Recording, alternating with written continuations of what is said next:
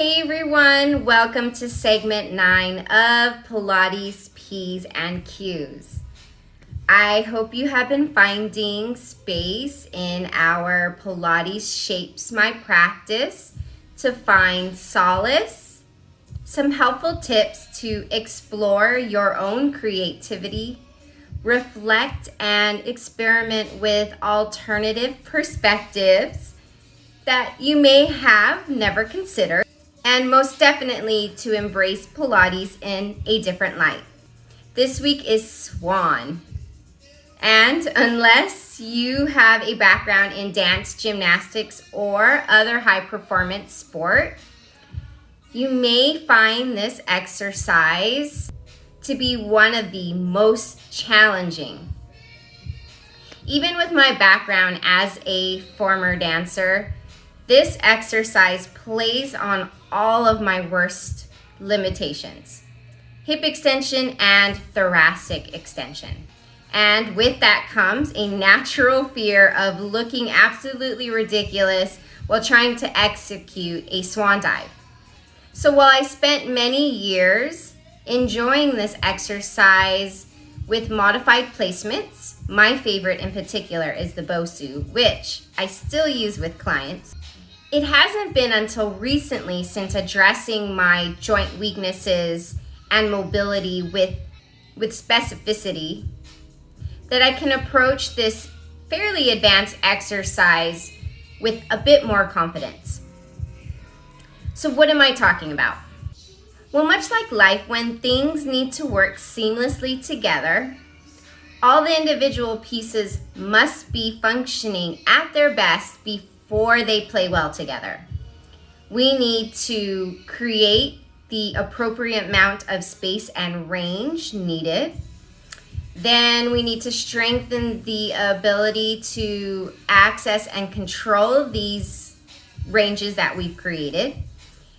And then we need to see if we can apply all these learned behaviors into one challenging system. In particular, Swan requires breath control. Rolling over this lengthened front side of our body requires that we have really good diaphragmatic and core control in order to support our spine. Then there's the shoulder flexion and extension that's needed, as described in the Return to Life Controlology series. And of course, the very apparent global spine extension, which requires mobility and control within each segment, each vertebrae, in order to equally disperse the forces that are being put on it during the exercise. And of course, there's the hip extension. And as I said before, without lumbar extension, because if the hip already needs lumbar extension in order to hip extend, then in an exercise that already requires so much lumbar extension, the lumbar will be forced to do the jobs of two, not one. And this just causes significant pressure and force in an already limited area. By addressing the joints, that deepest layer in our body, we will directly affect all the surrounding tissue, whether it be muscle, tendon, ligament, fascia. The joints also have a high amount of nerves, so they actually are the first things in our body to detect movement. This week I'll continue showing you the hows and whys I do all of this, except